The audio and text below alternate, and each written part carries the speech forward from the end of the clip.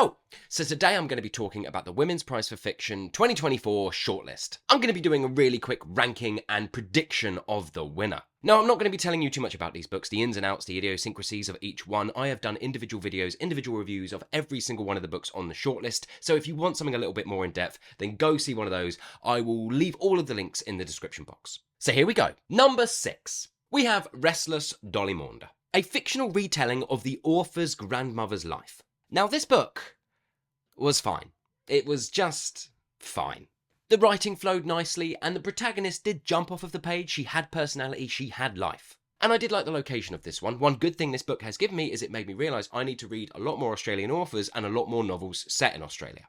But overall, with Restless Dolly Maunda, this book really isn't saying anything politically or culturally interesting, and also the story that's taking place is not very unique and also not very interesting. As I said in my review, and it is a little bit harsh, but I feel like the only person who really be interested in this story is the author herself, and of course she would be. She's fictionally retelling her grandmother's story, which is a really interesting exercise on paper, but unfortunately it just hasn't translated into something that I was interested in whatsoever. Number 5. The Wren, a story about inherited trauma. Thematically really interesting and incredibly well written, but I just wasn't taken by the limited story taking place and the very bland characters. Nothing really culminates into anything great. Loads of promise with this one, but nothing really landed. Number 4, we have River East, River West. A story about an expat living in China and her daughter. We follow multiple perspectives, but it is a coming-of-age story, but is it also a story about unfulfilled dreams. A novel in which I loved what it was saying politically and culturally, the clash between Eastern and Western cultures, and the many multifaceted ways that disrupts and manifests with our characters, I thought was done excellently. The thing letting this novel down was that I just really didn't like any of the characters. Some of them I absolutely hated and couldn't stand. So it was such a shame because the novel had so much promise in all of its other elements.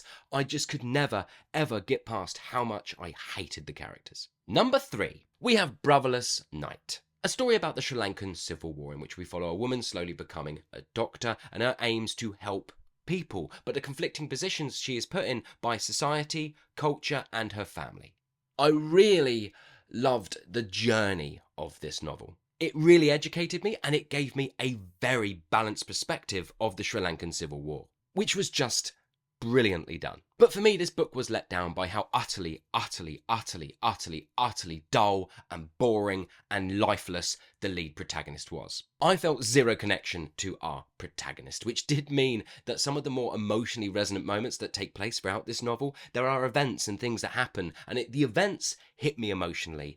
But if I had connected to our protagonist, if she had had any kind of personality, if I had connected to her emotionally in any way whatsoever, then those moments would have had so much more impact. Now, I've been doing a little bit of thinking. Since finishing reading Brotherless Night, I was a bit like, well, now I can finally start watching lots of in-depth reviews of it so they don't impact my own thoughts and opinions.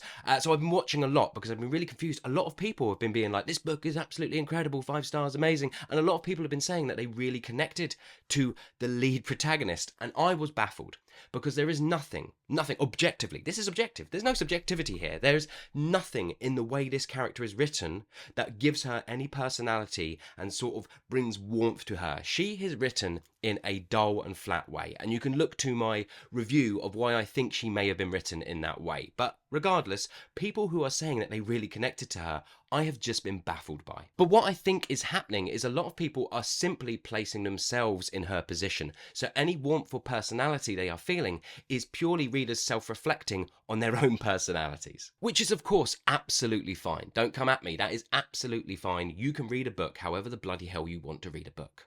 But I think it just comes down to what type of reader you are. Are you the type of reader like me, who sort of sits back from a character? I can get in a character's head, I can feel what a character's feeling, but at no point do I ever really think I am that character. Do you know what I mean? Like with any novel I read, I can connect with a character deeply connect. I can cry, I can feel for them, I can make those connections with my own memories, my own emotions, and they can all manifest into something that is absolutely beautiful and brilliant. And books can be written in a way that really make me feel like I am that character, intentionally so.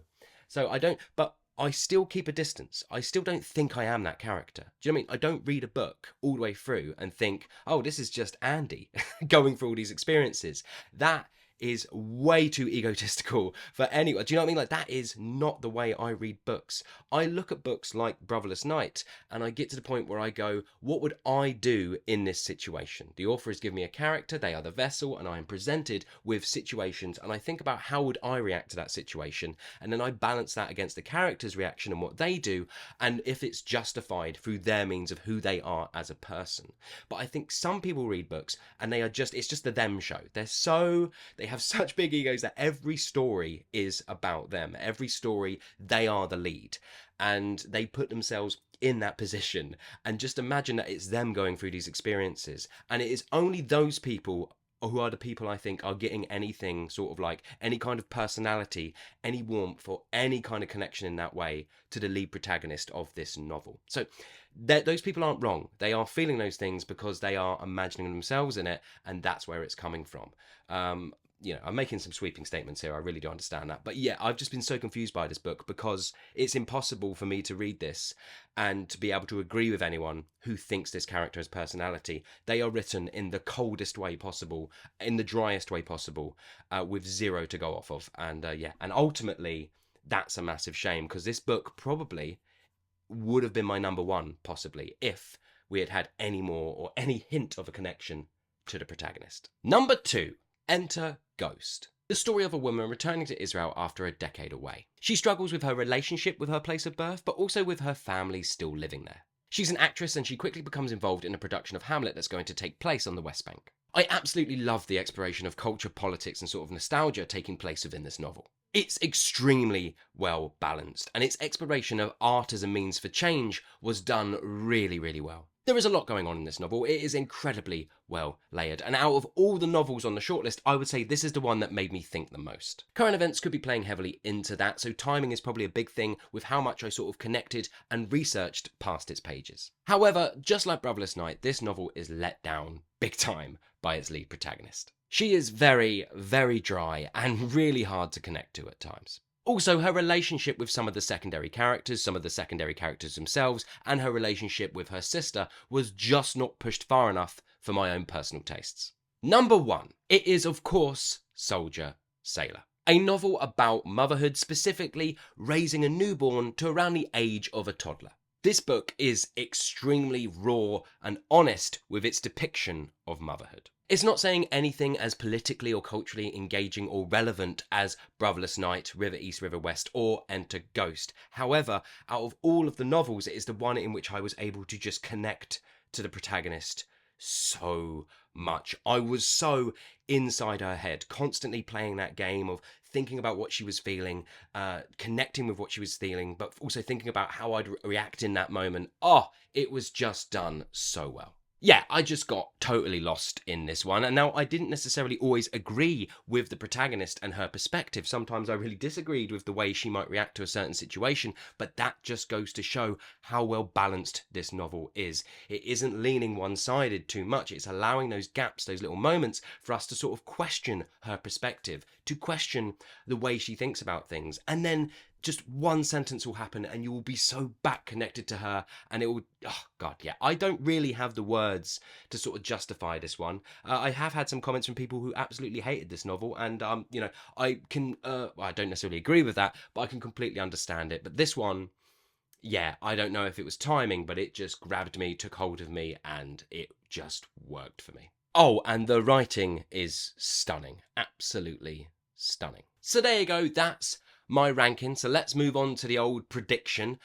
Who do I think is going to win? Well, obviously, the one that I would like to win would be Soldier Sailor. Obviously, that's the one I like the most. That is the novel I would love to win this prize. However, I do not think Soldier Sailor is going to win the Women's Prize for Fiction 2024. I think Enter Ghost is going to win. I just think Enter Ghost is saying a lot, specifically politically and culturally, but also from a very personal place. And because of current events, I don't think the judges are going to be able to see past that, or at least I think the judges are going to give those aspects a lot more time, and that's why I think Enter Ghost is probably going to end up winning this one.